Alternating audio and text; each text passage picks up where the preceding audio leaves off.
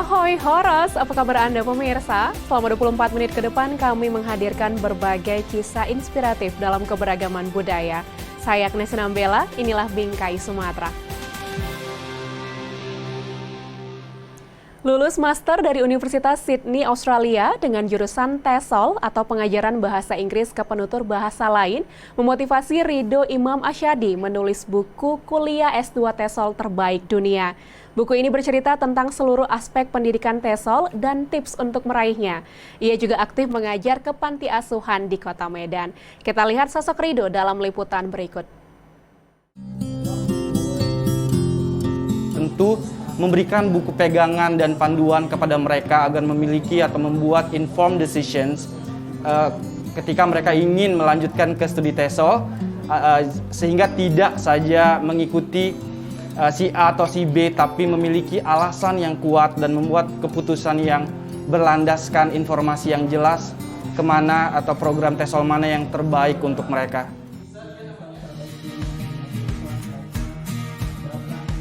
Inilah sosok Ridho Imam Asyadi. Pada tahun 2017, Ridho menyelesaikan studi S2 dengan jurusan Master of Education TESOL di Universitas Sydney, Australia. Ia berprofesi sebagai dosen Fakultas Keguruan Ilmu Pendidikan Bahasa Inggris di salah satu universitas swasta di Medan. Ridho juga seorang penulis. Ia sudah menerbitkan bukunya yang berjudul Kuliah S2 TESOL Terbaik Dunia dengan Beasiswa. Buku ini ditujukan khusus untuk orang-orang yang ingin melanjutkan studi S2 TESOL, Teaching English to Speakers of Other Language dalam bahasa Indonesia, disebut jurusan pengajaran bahasa Inggris ke penutur bahasa lain. Di dalam buku ini terdapat seluruh aspek jurusan TESOL, mulai dari pengertian TESOL, serta pertimbangan dan keuntungan memilih TESOL. Sebagai alumni penerima beasiswa LPDP, Ridho juga tidak lupa untuk membagikan kiat sukses mendapatkan beasiswa S2 TESOL di dalam buku ini. Sebagai anak tunggal yang dibesarkan oleh seorang ibu, ia tahu betul bahwa tidak mudah untuk meraih beasiswa luar negeri.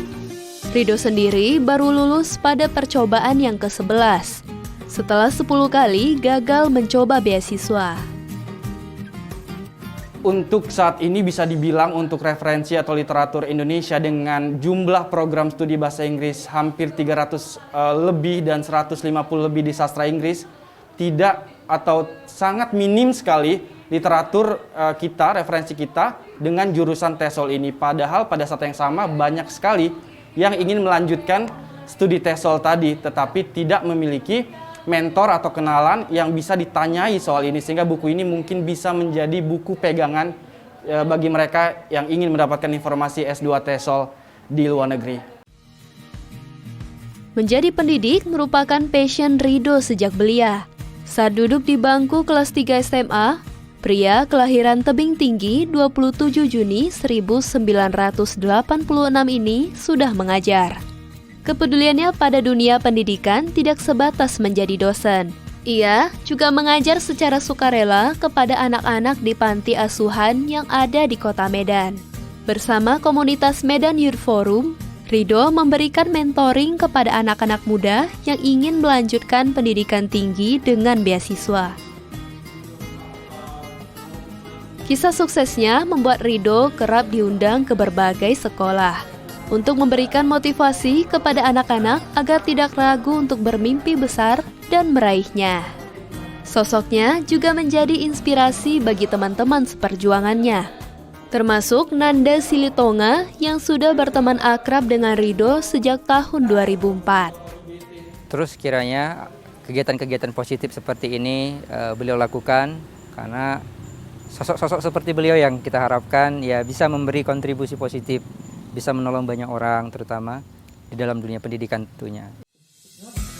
Buku kuliah S2 TESOL ini merupakan wujud kepedulian Ridho pada bidang pendidikan. Ia berharap kisah perjuangan dan pengalamannya dalam meraih pendidikan terbaik dunia dapat memberikan inspirasi bagi generasi muda, bahwa hanya dengan pendidikanlah seseorang dapat mengubah kehidupannya menjadi lebih baik.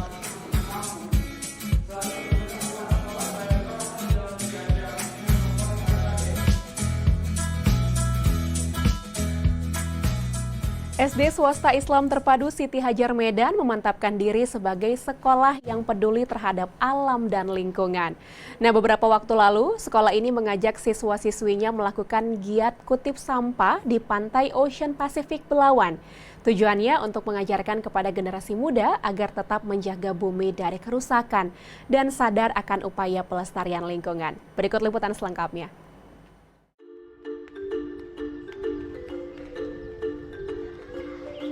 Gerakan cinta dan peduli lingkungan harus diterapkan sedini mungkin. Inilah yang dilakukan siswa-siswi SD swasta Islam Terpadu Siti Hajar Medan belum lama ini. Mereka melakukan giat kutip sampah di pantai Ocean Pacific Belawan. Selain sebagai persiapan menuju sekolah adiwiyata mandiri tahun 2021, aksi ini dilakukan dalam upaya mengedukasi siswa tentang pentingnya menjaga lingkungan. Gerakan ini juga merupakan kerjasama antara SD swasta Islam Terpadu Siti Hajar Medan dengan PT Pelindo 1 Belawan, serta Dinas Kebersihan dan Pertamanan Kota Medan. Kita juga selama ini sudah memberi kesadaran kepada anak-anak untuk menjaga lingkungan di sekitar rumahnya. Jadi mereka sudah mulai tertanamlah jiwa bahwa harus menjaga lingkungan di sekitarnya. Tapi nggak semua rumah tangga paham tentang itu. Nah, sekarang saatnya kita mengajak mereka ke daerah hilir, melihat dengan langsung bagaimana sampah produk dari orang masyarakat yang ada di Kota Medan itu, hilirnya kan di Belawan ini. Jadi mereka juga harus melihat, ternyata seperti inilah sampah yang kita hasilkan, sampah plastik khususnya dari Kota Medan yang akhirnya berakhir di Belawan ini. Sehingga kita memang merasa bertanggung jawab juga untuk ikut. Minimal tertanam di hati mereka bahwa membersihkan lingkungan, peduli terhadap lingkungan itu memang tidak boleh tanggung-tanggung dan harus melihat dampaknya secara langsung. Di sini, siswa-siswi SD swasta Islam Terpadu Siti Hajar Medan dibagi menjadi beberapa kelompok. Setiap kelompok terdiri dari 3 hingga 4 anak. Mereka membawa satu kantong plastik besar sebagai wadah sampah yang mereka kutip. Sampah yang mereka kutip dan kumpulkan kemudian diserahkan dan dijemput oleh truk pengangkut sampah dari Dinas Kebersihan dan Pertamanan Kota Medan.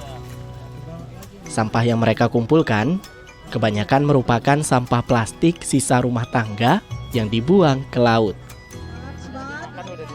Kegiatan ini mendapat apresiasi dan dukungan penuh dari PT Pelindo 1 Belawan. Hal ini dikatakan oleh Muhammad Iksan Panjaitan, selaku manajer keuangan Pelindo 1 Belawan, yang turut andil dalam aksi bersih-bersih pantai ini. Menurutnya, selain dapat mengurangi kerusakan ekosistem di laut, aksi ini juga dapat membangkitkan kesadaran generasi muda akan kelestarian lingkungan. Kegiatan yang sangat positif. Ini kaitannya juga dengan bagaimana membangun satu budaya peduli lingkungan yang harus memang dimulai dari masa kanak-kanak, karena memang permasalahan yang sekarang menjadi masalah utama di kita inilah masalah kebersihan lingkungan. Kebersihan salah satunya adalah masalah kebersihan laut kita sebagai salah satu tempat mencari penghidupan bagi para nelayan-nelayan kita. Walaupun dilakukan di saat pandemi COVID-19, kegiatan ini tetap menerapkan protokol kesehatan. Namun hal ini tidak menyurutkan semangat dari siswa-siswi SD swasta Islam Terpadu Siti Hajar Medan. Salah satunya, Alexandria. Siswi kelas 6 sekolah dasar ini begitu antusias mengikuti kegiatan bersih-bersih pantai ini. Baginya, aksi ini merupakan salah satu hal yang bisa ia lakukan untuk membantu menyelamatkan bumi dari kerusakan alam. Bagus sih, karena kan kegiatan itu termasuk untuk membantu membersihkan lingkungan. Secara kan Indonesia itu termasuk negara yang saya banyak sampah kan. Jadi ya dengan cara membersihkan pantai itu ya udah membantu membersihkan sampahnya. Mari jaga sampahmu, cintai lautmu untuk keseimbangan ekosistem alam yang lebih baik bagi bumi kita. Karena generasi kita berhak mendapatkan lingkungan yang bersih dan sehat.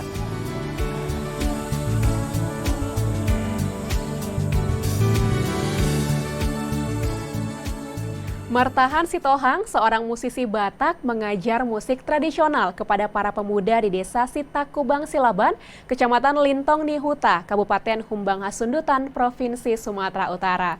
Ia tidak ingin budaya Batak Toba terkikis di tengah perkembangan zaman.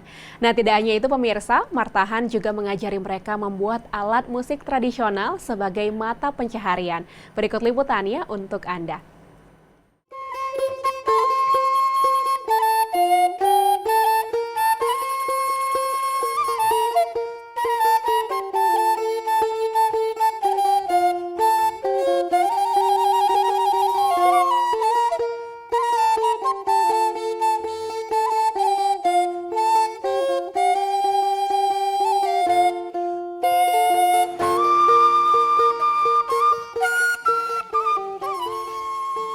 Melestarikan budaya Batak Toba lewat seni musik menjadi keinginan terbesar Martahan Sahat Bahagia Sitohang, seorang musisi asal Kabupaten Samosir, Provinsi Sumatera Utara.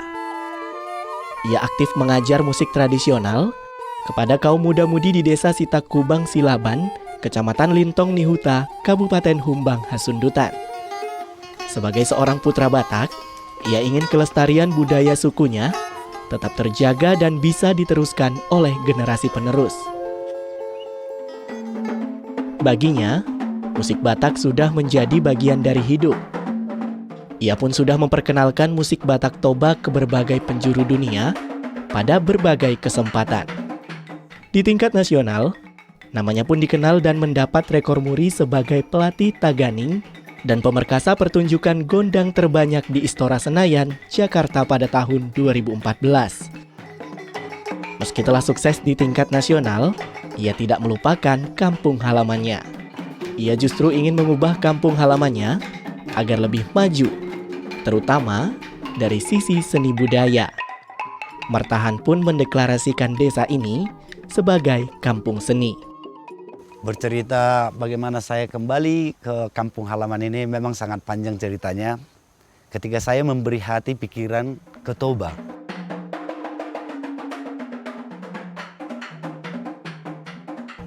Untuk memilih Sitakubang, banyak alasan kenapa saya memilih di Sitakubang.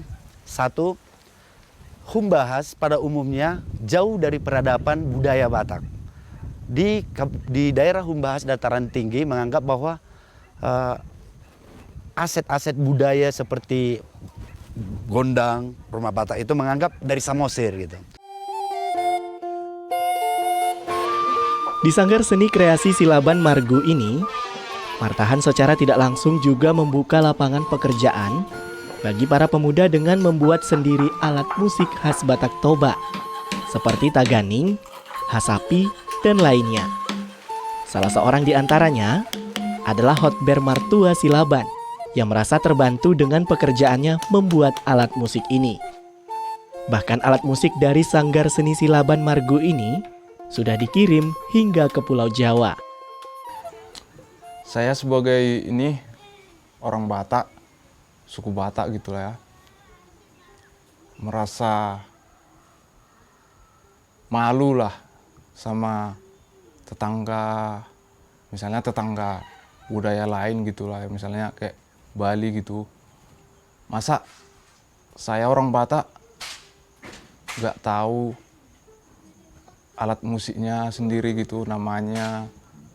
Ya semenjak Martahan juga datang sini, banyaklah misalnya tahu nama musiknya, alat musiknya, cara buatnya juga. Ya semenjak udah launching, udah mulai ada bertambahlah rezeki apa gitu.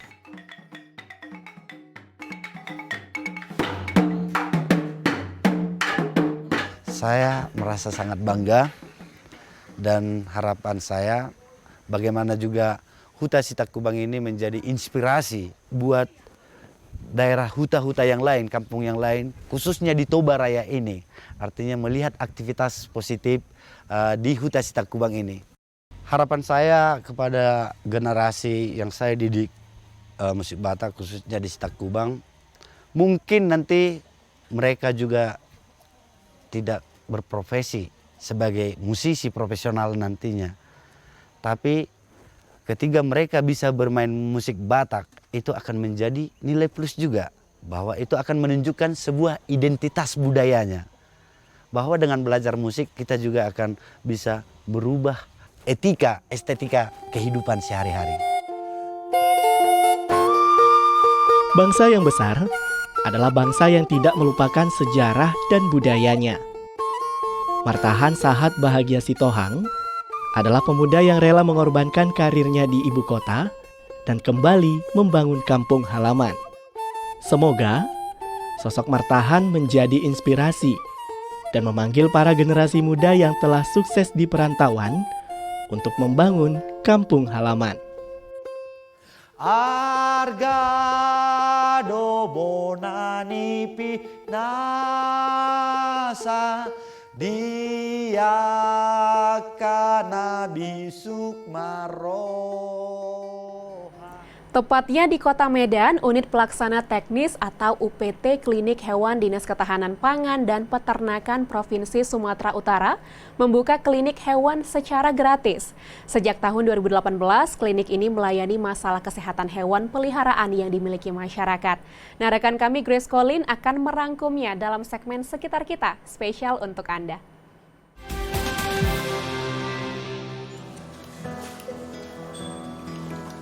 Di mana-mana kan kalau berobat ya kayak kucing gini kan pemerintah ke swasta bayar, kalau di sini kan gratis. Pada bulan Mei 2018, UPT atau Unit Pelaksana Teknis Klinik Hewan Dinas Ketahanan Pangan dan Peternakan Provinsi Sumatera Utara membuka pelayanan klinik hewan gratis. Pelayanan klinik hewan secara gratis ini dilakukan setiap hari Senin sampai Jumat pukul 8 pagi hingga 3 sore. Selama hampir 3 tahun beroperasi, kini klinik ini sudah melayani lebih dari 5.000 pemilik hewan di Sumatera Utara. Adapun didirikannya klinik hewan ini untuk memberi edukasi pembelajaran kepada masyarakat tentang perlunya memelihara hewan kesayangan itu dengan baik dan benar, dan menyadarkan masyarakat akan bahayanya penyakit zoonosis yang ditimbulkan oleh hewan ke manusia, begitu juga sebaliknya. Berbagai jenis hewan dapat dilayani di sini, seperti anjing, kucing, kelinci, burung, rusa, iguana, ular, kura-kura, dan lain-lain. Namun sejauh ini, hewan seperti kucing dan anjing menjadi hewan primadona alias yang paling banyak dilayani di sini. Dalam menjalankan pelayanan, klinik hewan gratis dibantu oleh pegawai UPT Klinik Hewan yang berjumlah 16 orang. Dengan 5 dokter hewan dan 2 orang paramedik veteriner. Adalah Newi Oldiati, salah satu dokter yang bertugas di klinik hewan gratis sejak tahun 2019. Ia bangga karena mendapat kesempatan untuk bisa melayani masyarakat lewat klinik ini. Untuk penyakitnya yang sangat bervariasi, bisa dari penyakit kulit seperti jamur atau scabies, itu sangat dominan sekali yang datang ke sini. Kemudian penyakit virus dari flu, kalisivirus, panleukopenia itu juga sering kami tanganin juga.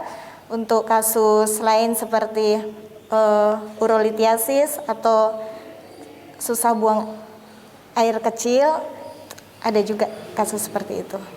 Dan untuk pencegahan bisa dibantu dari manajemen dari kesehatan kandang, manajemen pemeliharaan yang baik, pakan yang baik, dan juga program vaksinasi dan obat cacing. Meski gratis, klinik ini dilengkapi dengan fasilitas peralatan dan perlengkapan penunjang diagnosa yang cukup lengkap, seperti mesin anestesi gas, X-ray, hood lamp, suction, dan mikroskop. Kelengkapan ini untuk menunjang performa dan semangat UPT Klinik Hewan dalam melayani masyarakat Sumatera Utara.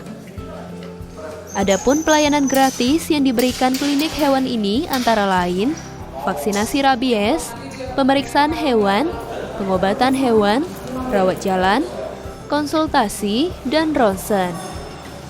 Obat dan vaksinasi akan diberikan gratis selama persediaannya masih ada. Jika sudah habis, maka tim klinik ini akan meresepkan obat atau vaksin untuk dibeli di luar. Nah, selama pandemi, sejumlah pelayanan lain seperti pembiusan, operasi, dan pemeriksaan mikroskop untuk feses dan parasit ditutup sementara. Klinik hewan gratis ini tetap beroperasi meski situasi pandemi masih berlangsung, dengan tetap menerapkan protokol kesehatan, seperti menyediakan fasilitas cuci tangan di depan klinik, mengatur jarak di meja registrasi, membatasi jumlah pasien yang boleh masuk ke ruangan pemeriksaan, dan membuka 2 ruangan pemeriksaan untuk mencegah terjadinya kerumunan di dalam klinik. Elizabeth Tasya adalah salah satu pecinta hewan yang kerap datang ke klinik ini selama 1 tahun belakangan. Ia membawa kucing peliharaannya yang terdiri dari induk dan 3 anakan. Ia datang ke sini untuk memeriksakan masalah kesehatan kucingnya yang mengalami muntah, diare, dan sakit mata. Ya, kalau misalnya saya rasakan, ya bahagia gitulah Kak. Soalnya kan jarang ada kayak gini.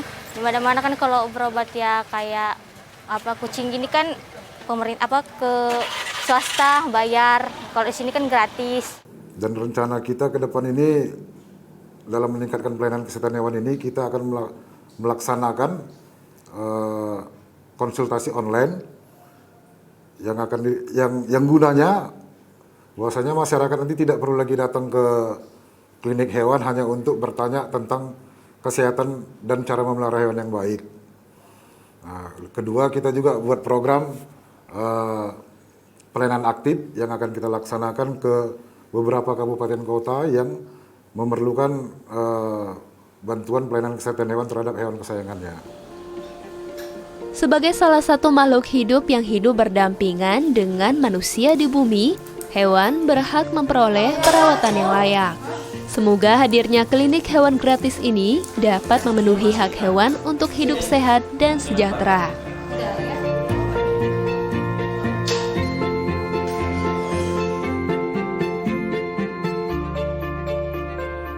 Sekian program Bingkai Sumatera, saya Agnes Sinambela pamit. Jaga diri Anda dengan menerapkan protokol kesehatan dan tetap semangat menyebarkan kebaikan. Sampai jumpa.